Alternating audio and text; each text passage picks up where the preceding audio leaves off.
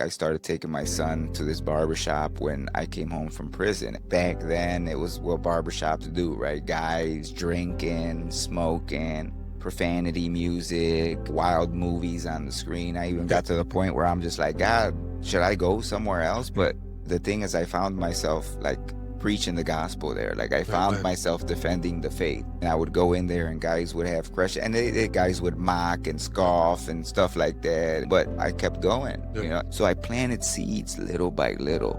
So fast forward years later, one of the barbers ends up at my Bible study, and he brings one of the other barbers, which brings one of the other barbers, and then we take the Bible study back to the barbershop. And now God is just bringing people off the streets, because some people are hesitant to go to a church, but they'll go to a barbershop, get to go there and learn about the Bible, because there's an interest about the Bible unlike anything I've seen since I started evangelism. And so God's bringing people from off the street. They're fading people up and talking about Jesus in the barbershop, bro. And so what happened is, like, these guys decided to take the bold step of baptism, because that's the next step.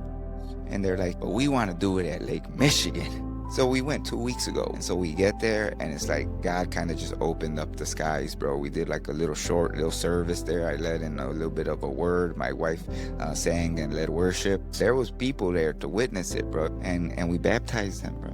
And it was just incredible to see how God is working. Look, here go 4 grown men that have been through some things. They've been through all types of trauma, pain, seen all types of evil. But God calls them to him. When God draws us to him, man, you can't say no. You can't say no.